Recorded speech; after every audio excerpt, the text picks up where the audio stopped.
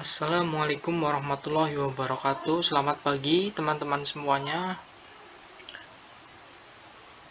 Materi yang pertama yang saya akan bawakan yaitu mengenai analisa perancangan dan sistem informasi. Sebelumnya, saya Adri Fauzan,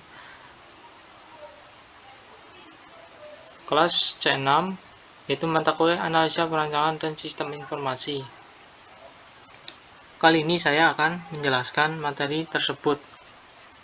Yang pertama yaitu Software Development Life Cycle. Apa itu Software Development Life Cycle?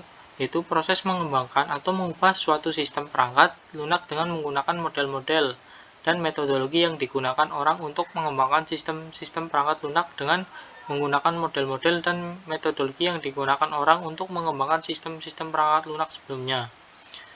Berdasarkan yaitu best practice atau cara-cara yang sudah teruji baik. Software Development Life Cycle yaitu meliputi fase-fase berikut ini, yaitu yang pertama, identifikasi dan seleksi proyek. Pada identifikasi dan seleksi proyek, yaitu ada beberapa tahapan yang harus dilakukan, antara lain yang pertama yaitu identifikasi proyek-proyek yang potensial. Yang kedua, melakukan klarifikasi dan meranking proyek. Dan yang ketiga, kita harus memilih proyek untuk dikembangkan. Fase yang kedua yaitu inisiasi dan perancangan proyek.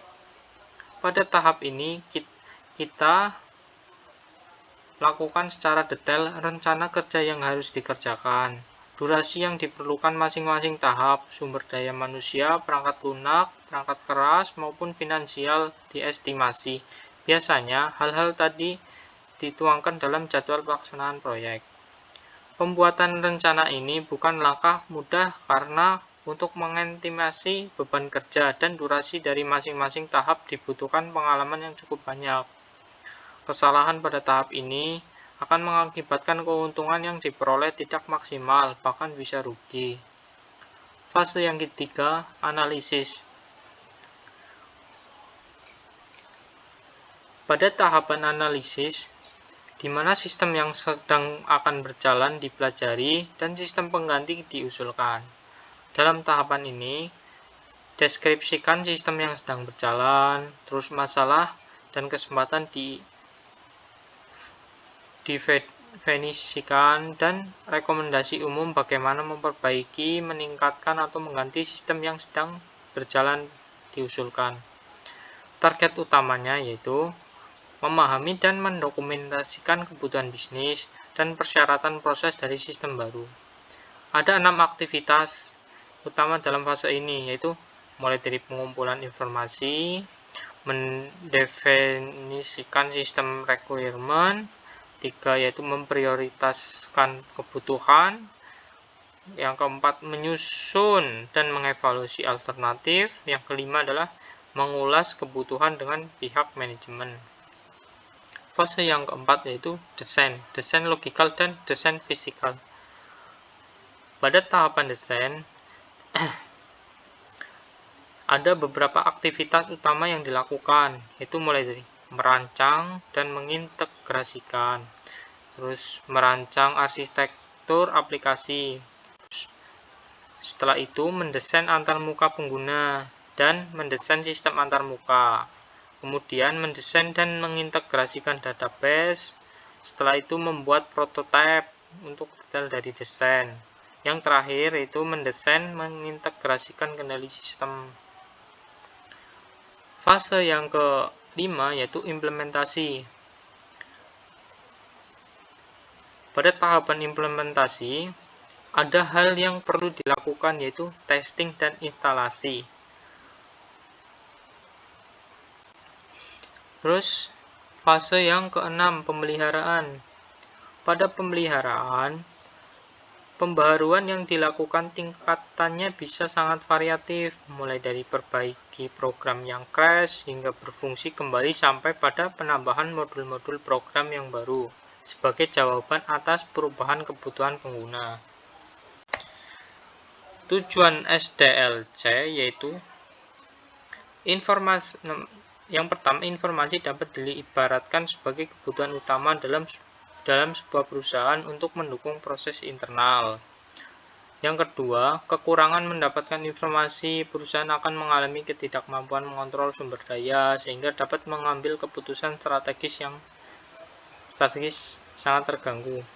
Yang ketiga, sistem informasi yang dimiliki seringkali tidak dapat bekerja dengan baik. Masalah utamanya adalah bahwa sistem informasi tersebut terlalu banyak informasi yang tidak bermanfaat.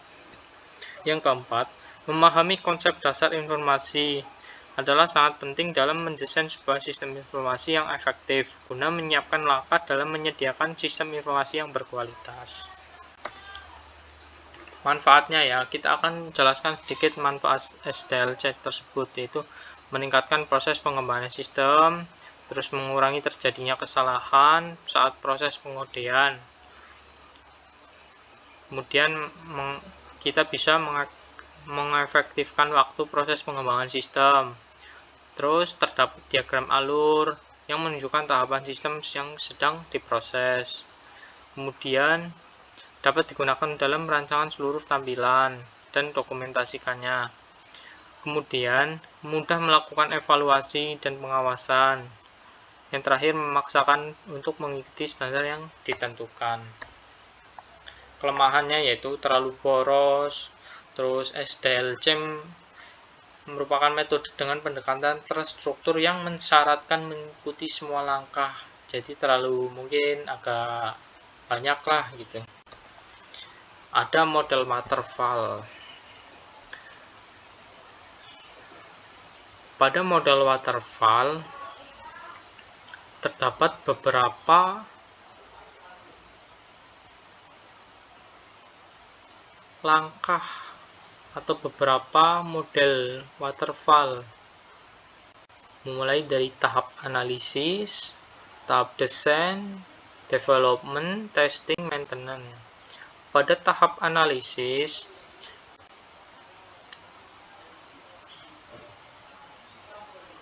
itu mencakup ada identifikasi masalah, terus kebutuhan fungsional, serta persyaratan sistem yang harus dipenuhi. Pada tahap yang kedua yaitu tahapan desain, mulai tahapan perancangan. Setelah kebutuhan dianalisis, tahap perancangan dilakukan untuk merancang solusi sistem yang akan memenuhi kebutuhan tersebut. Tahapan implementasi atau development ya, implementasi. Pada tahapan ini melibatkan pengembangan sistem berdasarkan desain yang telah dibuat. Jadi setelah desain yang dibuat, kita yaitu mengimplementasikan. Terus tim pengembangan akan mulai dari menulis kode, menguji fungsionalitas, dan mengintegrasikan komponen sistem yang menjadi satu kesatuan. Nah, setelah implementasi tersebut, kita testing untuk memastikan bahwa sistem berjalan sesuai dengan kebutuhan atau spesifikasi yang telah ditentukan. Yang terakhir kita ada tahap maintenance atau pemeliharaan. Setelah semua mulai dari tahap pertama sampai tahap keempat, pada tahap pemeliharaan yaitu kita memastikan sistem tetap berjalan dengan baik dan memperbaiki masalah yang muncul. Mulai dari pemeliharaan yaitu mencakup penambahan fitur baru, peningkatan kinerja, dan perbaikan keamanan. Mungkin cukup dari saya. Ada sedikit penjelasan ya. Apabila ada kesalahan saat saya menjelaskan, kurang lebihnya mohon maaf. Terima kasih sudah mendengarkan penjelasan saya,